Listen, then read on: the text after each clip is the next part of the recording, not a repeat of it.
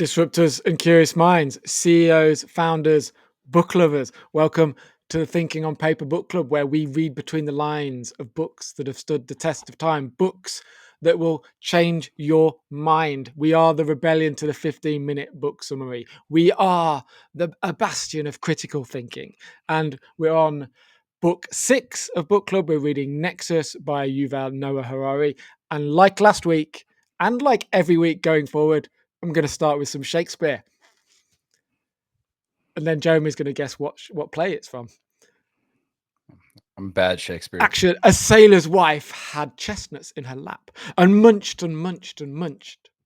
Give me, quote I, aroint thee, which the rump-fed royans cry. Her husband's to Aleppo gone, master of the tiger. But in a sieve I'll thither sail, and like a rat without a tail, I'll do, and I'll do, and I'll do. I'm going to rhyme and say Taming of the Shrew. It's Macbeth. It's the witches. I told you I was bad at Shakespeare, man. I'm not above admitting that. By the end of this book club, you're going to know, because for every episode, I'm going to try and get a bit of Shakespeare that's relevant to the chapter that we're reading. And obviously that was Act 1, Scene 3 of Macbeth with the witches.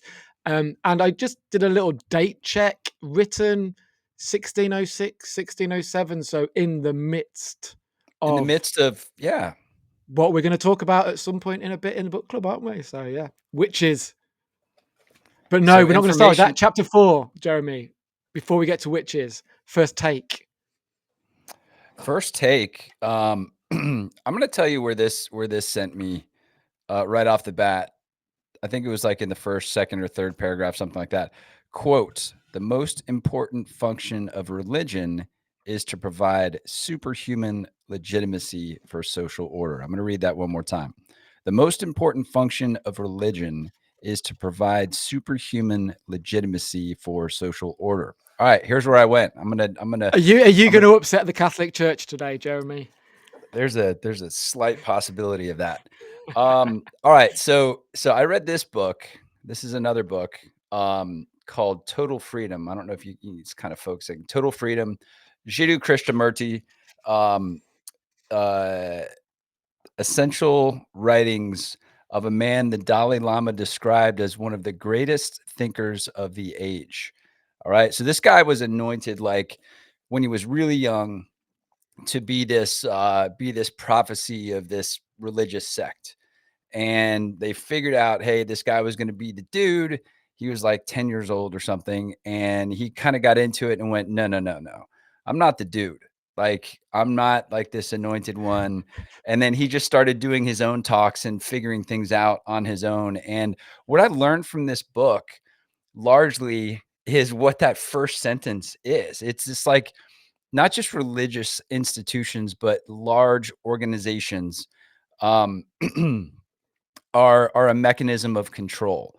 And the way they control is by feeding off of this fear and security thing that happens with humans, right? We want to feel secure and we're scared when we're not secure. And we look to lean on things to feel more secure. So immediately this is one of my favorite books. I totally recommend anyone reading this. But that's where my head lands with this thing. At first that sentence is powerful, man. And it's like, I'm not saying if you believe in a certain type of religion that I'm calling you wrong. I'm just calling this really interesting that this author has this position on religion as we are talking about stories that scale, stories that are used to organize large groups of people in action. Sorry, when you said I'm not the dude, for all our Big Lebowski fans out there, I just couldn't stop thinking of the Big Lebowski. I'm the dude, you're the dude. Here's real quick on that. So my eighth grader, always wears a robe, like always wears a robe. And I'm like, you are the dude. He's like, what are you talking about? And we're going to watch the movie together. I showed him pictures. He goes, oh, I get it. Well, I digress. A bit of a digression, but the dude has become a religious symbol for some people. Jedi, Star Wars, like these quasi-religious movements have built up around these very non-deity symbols, like the dude. But yeah, in order to function, self-correcting mechanisms need legitimacy. If humans are prone to error, how can we trust the self-correcting mechanisms to be free from error? He talks about, yeah, superhuman legitimate. The superhuman legitimizes social order, as you've just said. God is infallible.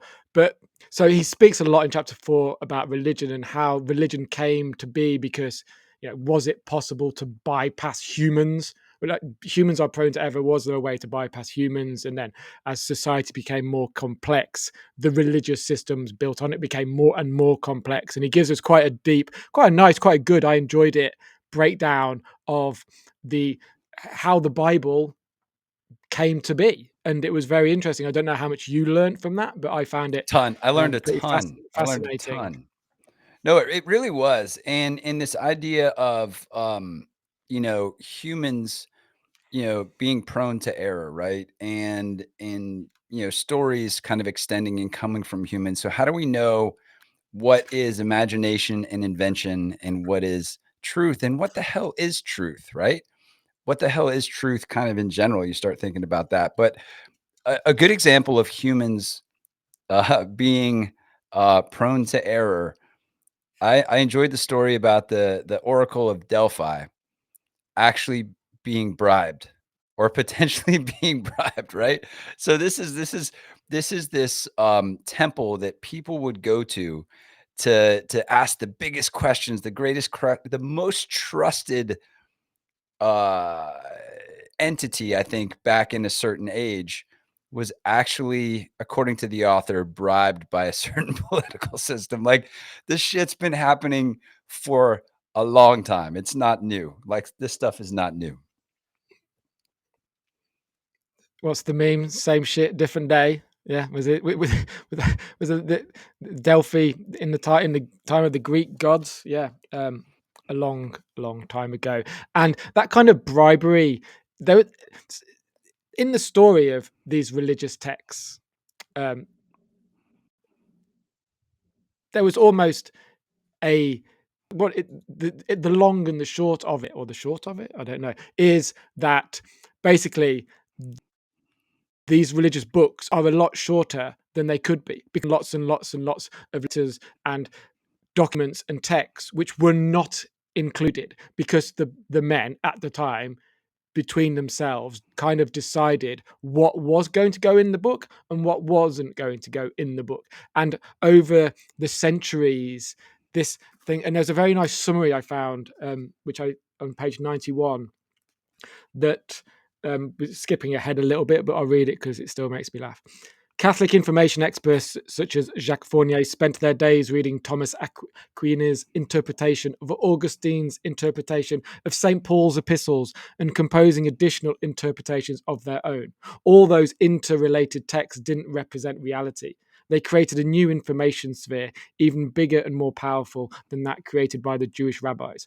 Medieval Europeans were cocooned inside that information sphere. Their daily activities, thoughts, and emotions shaped by text about texts about text. It's like this Russian doll. The telephone, it's the telephone game. It's the telephone game. The same thing, Russian doll, telephone game, the whole 9 yards, right? Well, let's run down this journey, the beats of the story Yeah. of the Bible and books like it that were actually created by committee, believe it or not.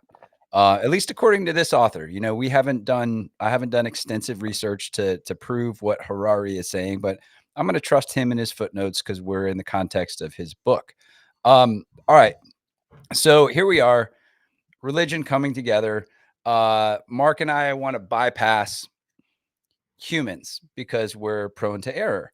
So hey, let's write something, down and capture it in something that is beyond us, something that isn't us, that isn't me saying it, something that I can point to, that you can point to. Here are the rules of the road, right? So that's what a book is. And books are different than documents, which was really, he talked about this a little bit, right? Documents are usually kind of a single copy of something, right? And books are many copies.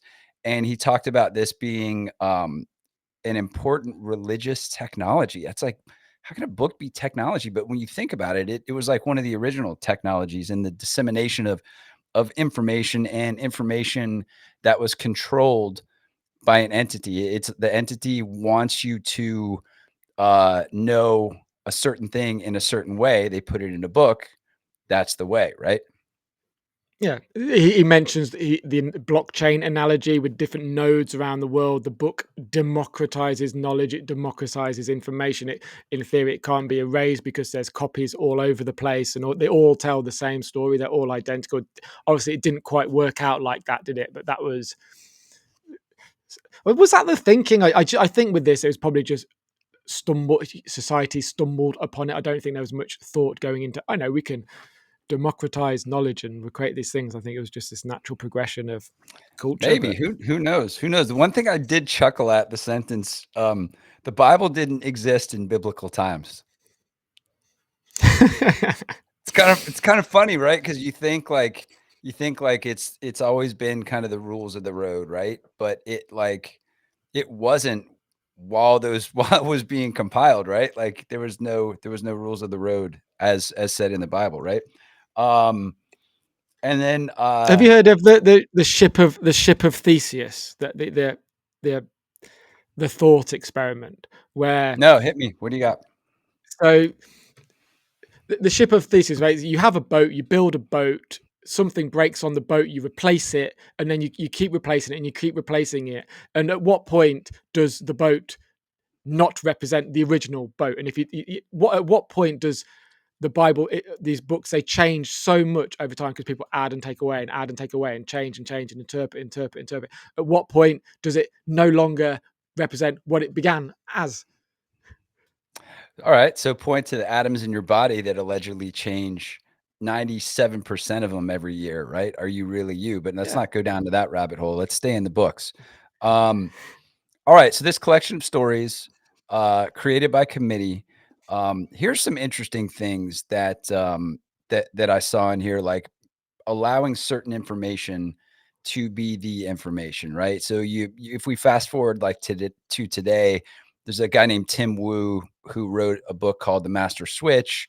Ooh. Brilliant. He also coined something called net neutrality, which is, the idea of like whoever controls the pipes of the internet, can control the information that goes over the pipes of the internet is kind of the concept.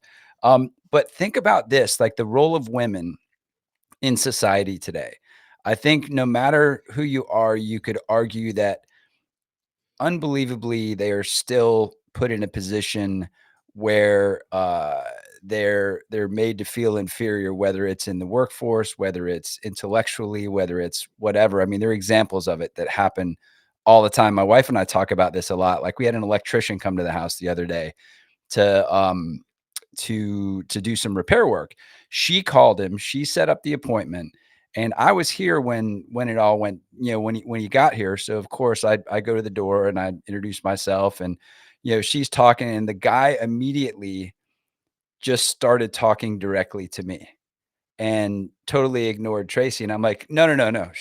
She'll tell you what's up. Like she made the appointment. Like she's the one to pay attention to here. And that's just a little example, but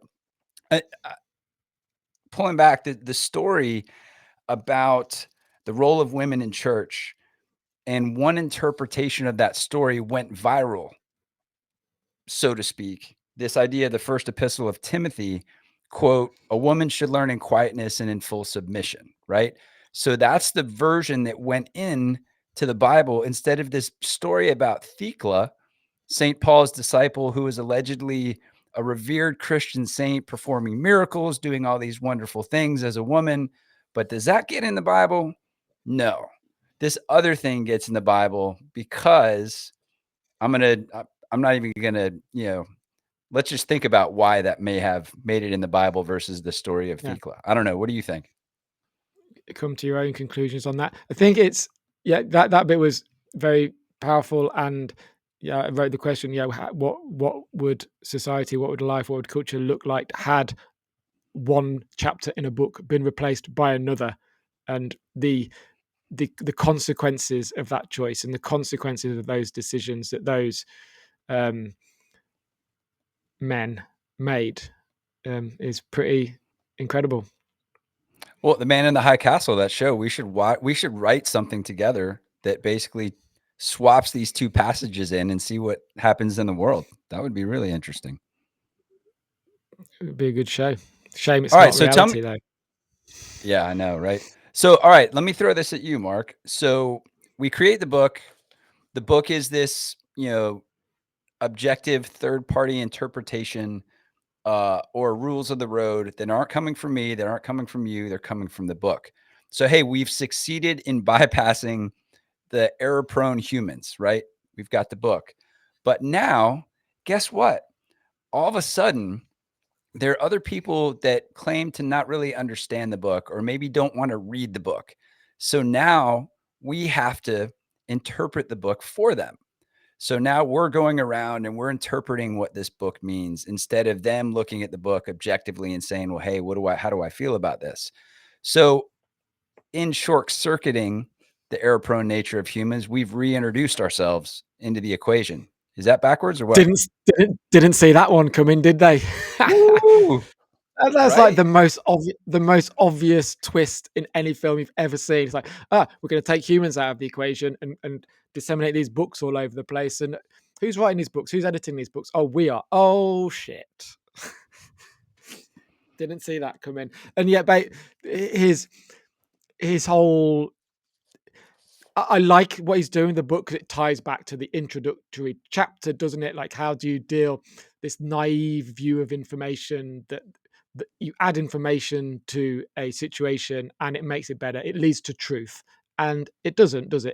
It's wrong. And then he uses, after moving on from these examples, he moves to early Europe and witches and a pretty bonkers story about Heinrich Kramer. Good Lord, right? Yeah, So this guy creates mad. essentially the how-to book to frame confessions of witchcraft through torture and then how to kill people who have been. But before that, he was debunked. Kind not debunked, but like before that, he went to the Tyrol in Austria and he tried to hunt some witches. And the general consensus was, oh, "Hold on, Henrik, this isn't no, this isn't right." And he got ousted, didn't he? And he wrote a book, he like the dummy's guide to killing witches, almost, didn't he? He wrote this stupid book, um, and it took off and became like the best-selling book in Europe. Because it's for the same reason people today love true crime shows, love Yeah, the stories of bad people doing bad shit. It's like that probably was one of the reasons why it got absorbed because people's curiosity into that. But that it's the gutter curiosity. press. It's the gutter press. It's the Daily Mail. It's the TikTok. It's like whatever. It's a precursor to this dump of information that we're living in today. And he was the first, one of the first.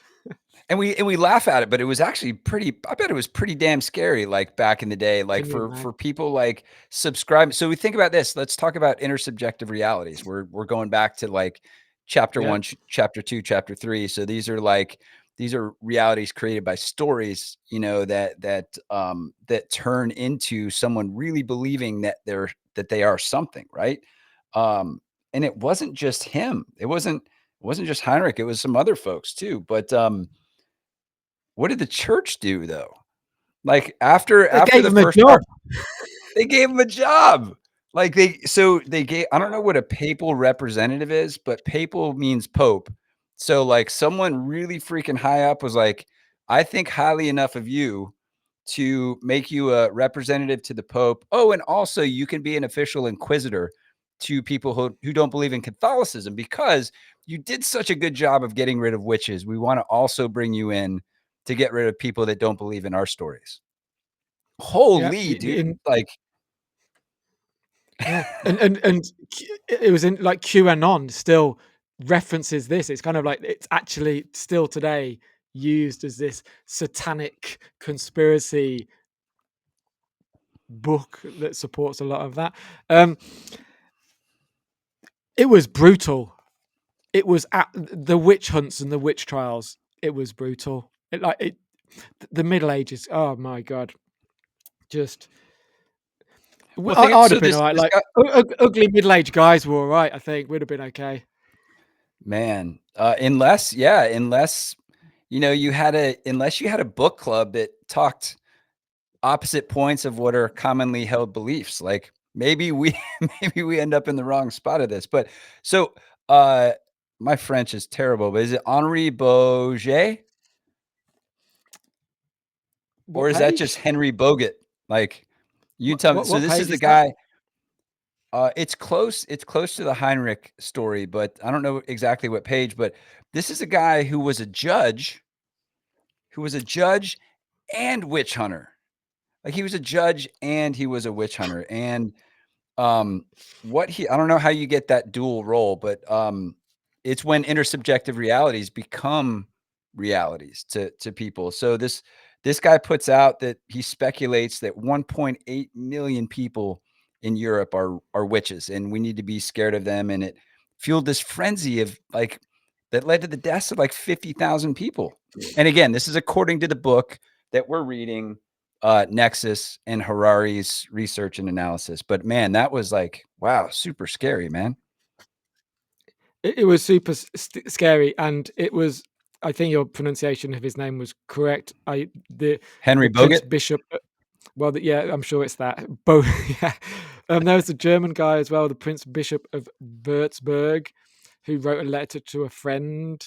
So he's the Prince Bishop. Again, I don't know what role that is hierarchically in the system, but he was a Yeah. pretty important dude. It's And two the titles. power Yeah. of this intersubjective reality of witches was so because he was a smart guy. Obviously, he'd been thinking about this, but even though he'd been thinking about it, he still couldn't trust himself to think it was rubbish.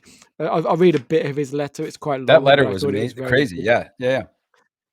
As to the affair of the witches, it has started up afresh, and no words can do it justice. Oh, the woe and the misery of it! There are still 400 in the city, high and low, of every rank and sex, nay, even clerics, so strongly accused that they may be arrested at any hour.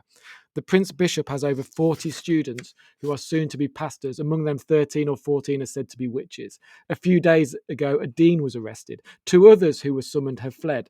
The notary of our church consistory, a very learned man, was yesterday arrested and put to the torture. In a word, a third part of the city is surely involved. The richest, most attractive, most prominent of the clergy are already executed. A week ago, a maiden of 19 was executed, of whom it is everywhere said that she was the fairest in the whole city, and was held by everybody a girl of singular modesty and purity. She will be followed by 7 or 8 others of the best and most attractive persons, and thus many are put to death for renouncing God and being at the witch dances, against whom nobody has ever else spoken a word. So he's got a bit of a problem with it, but then at the end he goes, but they're dancing with the devil up on the hill outside of town. Kill them. Yeah. It's mad. He works through his own like little attempt at critically thinking about an intersubjective reality. And it's kind of like, this is actually kind of bad and it's kind of scary. It's like, but you know what? They're all dancing in the hills. So we should probably, yeah, it's too much. It's too much. Um, Scary, scary, scary stuff. All right. So let's talk about I love this collection of words. The discovery of ignorance. Like, yo, that's kind of awesome, right? And this is where science kind of takes over. And Yeah. science kind of comes in and says, all right, we're going to embrace that we are error prone and we are going to lean on a collective self-correcting mechanism, right? That in peer reviewed journals, that where things get pushed around and rewarding the idea of self-skepticism. So this is kind of the opposite. This is not what we were talking about previously. There's no self-correcting mechanism in there, right? To go, wait a minute, yeah, this is not working. We need to stop doing this thing. But some of the best pieces of science, the best moments in science have actually been when, Max Planck and Heisenberg and all of those folks kind of said, hey, Newtonian physics doesn't apply to everything. And that was like, whoa, Newtonian physics was like the thing, right? Yeah, the whole thing was built on this infallibility. It was celebrated. Error and mistake was actually good. It should be embraced. And whereas the book and the religious books hadn't worked that out, along comes science and ignorance. I think so in my own life, I think about and I try to teach my kids this, the idea of like admitting that you're wrong in a situation. So I'll give this example. So like maybe my kids have done something that frustrated me and in the moment I got upset and I yelled at them, right? I yelled at them for one reason or another. And hey, go to your room. And because I yelled, I lost my cool. I'm upset. They're upset and I know I did the wrong thing. The easy thing to do would just be like, "Ah, I'm going to leave it alone and or whatever." But the right thing to do is to go back, which I try to do as often as I can, go back to my kids, say, "Hey, look, what you did wasn't right, but my response to it, me yelling, is not the right thing to do. And I'm sorry for doing that." And doing that is very freeing. It's very liberating, but it's difficult to do. I think we can take a lesson from science in applying that to how we interact with the world as individuals, don't you? Totally. And I think that in stark contrast to the church, who never take responsibility for their mistakes and their errors, and they have an infallible God, and to say, look, the church is wrong, the book is wrong, is to they can't really. That sounds so weak. Say they can't do that, but they can't do that because that means God is wrong. So rather than saying, holding up their hands and say, okay, we've been wrong about women, we've been wrong about homosexuality, we've been wrong about paedophilia, and then they blame a priest or they blame a few people. They don't blame the structure of what they've created. So it's passing the book, isn't it?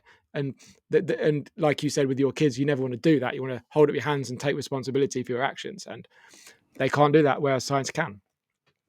Well, that's why, yeah, that's the big thing because the structure, the doctrine is never wrong because if you admit that the doctrine might not be right, then it inserts a whole load of doubt and then just the house of cards comes tumbling down, right?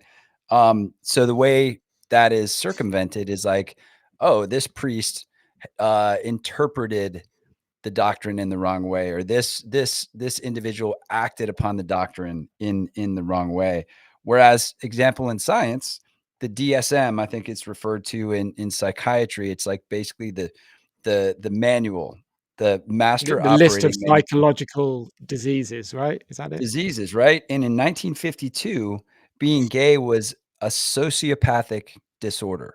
In 1952, in this book, right? And less than 20 years later, in 1974, they're like, "Whoa, this isn't right. This needs to be removed." So they removed that label on that. So I mean, that took a relatively long time when you think about 1952 to 1974. But when you think about it in the scheme of hundreds of years and lifetimes and all of that, that's a relatively quick self-adjusting mechanism.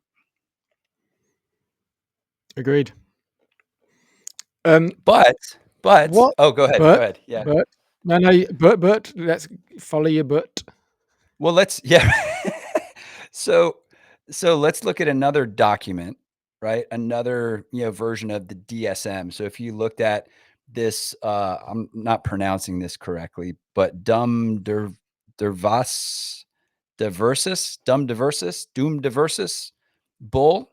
Yeah. Basically the statement that was issued by the church that you can invade and murder people who don't believe in our book and the interpretations of it.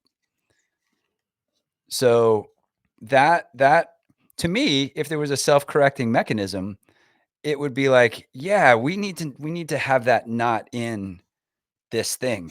That doesn't sound right. Like if we look at all the other things that we want to do as good people, that doesn't seem aligned with that. But there's no self-correcting mechanism in that. That led to the Crusades, a bunch of other things, right? Yeah, nothing honourable about the Crusades. I don't think they've messed that one up, didn't they? Um, I want to tie this all back to the age of AI, artificial intelligence, what do you think he's getting at? He's painting this picture, he's giving us this background chapter after chapter. He's setting us up. What do you think at the moment he's trying to tell us about artificial intelligence? I think the history of religion was kind of this case study to set up, what potentially could be appropriate guardrails and systems and procedures and that sort of thing to deal with AI in the future. I think it's a good case study to kind of say, all right, well, it leads back to like what is truth. So, what models are you trusting? Okay, well, what what information are those models based off of, right? And can you have a self-correcting mechanism in there that basically says, yeah, this isn't serving the model well, and can people manipulate those models? Certainly, right? So I think it puts my head in an interesting spot going, okay, anytime you look at the past and you can kind of go, you can kind of match things and bridge the past to the future. Shout out to Julio Otino again, who we shout out pretty much every book club in his book, The Nexus, um, talking about bridging the past to the present to understand the future, right? That's what I think about it. What is the history of religion as presented by Harari set you up for understanding AI? Like, where does it put you? He says himself, doesn't he, in the chapter that if you want to understand AI, you have to understand religion because we're so susceptible. And I think the witchcraft story is further exemplifies just how we're suckers. And he keeps going on about this naive view of information, and I think he forewarning the dangers of infinite access to infinite information.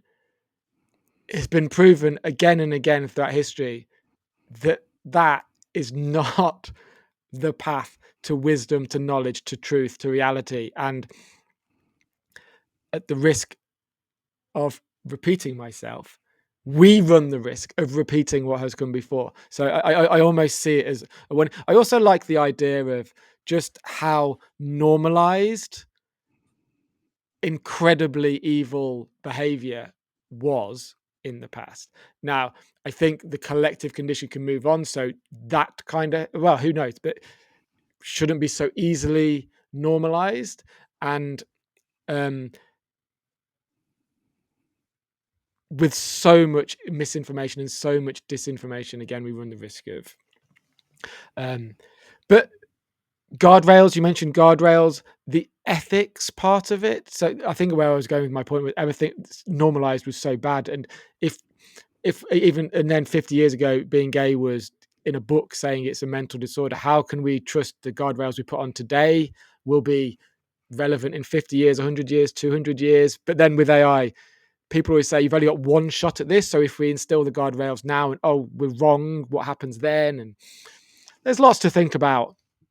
It's pretty heavy shit, dude. Like when you think about it, it's like, all right, if you compare building the systems to handle governance and proper use of a technology so potentially powerful as AI, with the same creation by committee of the Bible, right? So you get this group together and Yeah. we're all sitting around and we're like, okay, this thing needs to stay in, this thing needs to come out, this and that.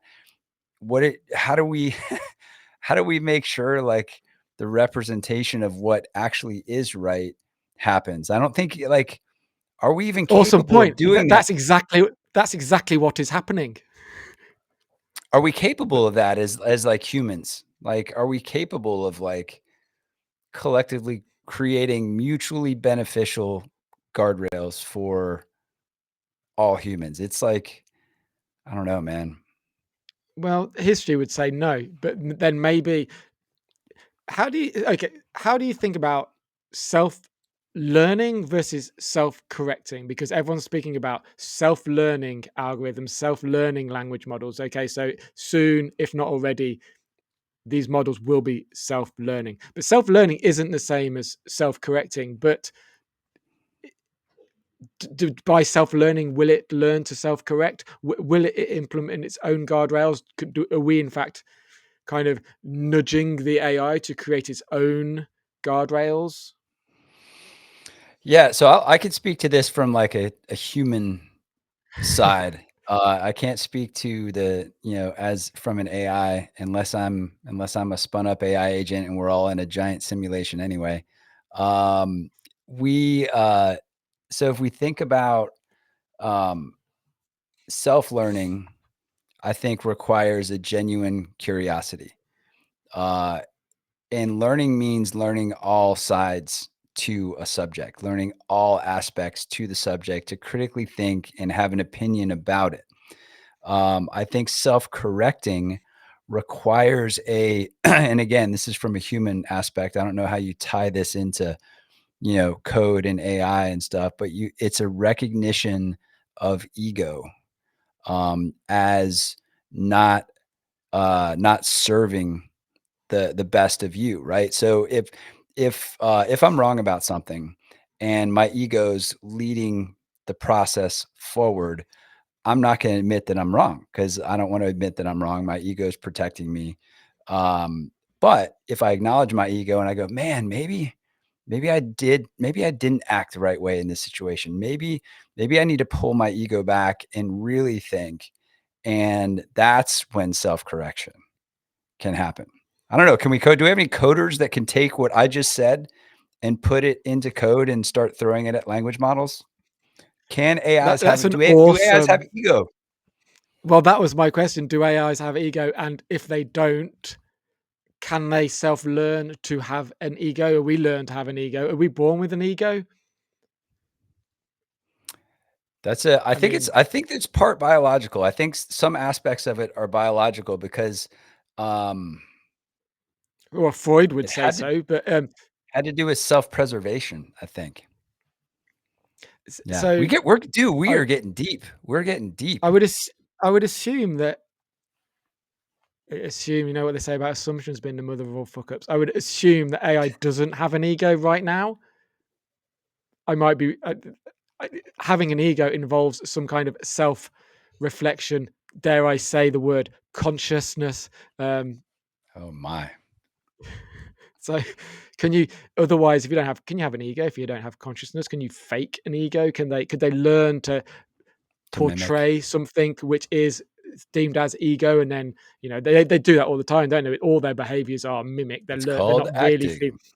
yeah, they're not really feeling empathy for you when you're asking it how I feel. They're not really demonstrating love, interest, whatever these are. It's all an act. So maybe they'll convince themselves that they do have an ego and they should act as if they have an ego. What's the guardrail for that? Oh, thank so by the way, this is a banger of a book club episode, for I mean, for the people watching and listening and, Mark and I are having a blast as we always do.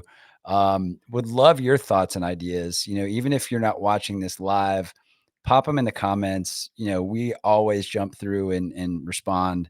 Would love to have some dialogue, some great discourse about some of this stuff we're trying to understand by actively actively unpacking it, in front of you guys.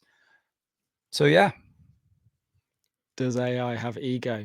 I think that is a question we should maybe leave for people to dwell on. As I use the word dwell, it's like AI. Yeah, we'll leave that question. Do you think AI has or will ever have an ego? And if it does, what does that mean? Tell us your thoughts. Um, Pop them down here. Ooh, hey, we got one. Let's see. Ooh, let's pop, Alexandra up here. Let's see. that But was if they're built to quick. mimic humans, I'd imagine they'd mimic the human language as well and pick up on egoistic language. Yeah, I think that's absolutely right. I mean, they learn by, they learn by mimicking, right? So all behavior can be mimicked. Um, yeah, super interesting. Yeah, if they're self-learning everything from their data sets, then the good and the bad and the ugly is in that data set. So what are the guardrails to differentiate between what to take on board and what to leave out? Yeah. So Alexandra, yes, unfortunately, the live version of this is getting ready to end. As my grandfather would say, we're getting ready to land the plane on chapter. Is this chapter 5 or chapter 4? Chapter This 4. was chapter We've got 4. we got chapter 5 coming out. The good news is, Alexandra, you'll be able to jump on YouTube and watch this and listen to it. I think you can hit a replay too on LinkedIn Live with that. You can, yeah, and on YouTube. And yeah, get ready for chapter 5, which after religion and witchcraft and whether AI has consciousness and an ego. Chapter 5, decisions: a brief history of democracy and totalitarianism. And to leave you on a note, decisions, humans make, according to research I saw, 33,000 to 35,000 decisions a day. So we're overloaded. Steve Jobs got around decision fatigue by wearing the same pair of jeans and mock turtleneck every day. Save brain capacity for other things. So decisions is what we're going to talk about at the top of the year. This is the last book club episode of 2024. It's been a blast. We're going to continue the back half of this book, thinking on paper.xyz. If you're reading this book, we'll put you in one of these rectangles. We can unpack it together, and maybe you can set me right on whether AI has ego or not. I loved your description of self-correction versus self-learning. I think everyone should revisit that and think about that, because it's I think it might dictate what happens next. All right. Well, speaking of what happens next, Mark is going to go make some more mincemeat pies. I'm probably going to go run out on a lacrosse field with a team or two. So you guys have a great holiday coming up. We will see you at the top of the year. Merry Christmas.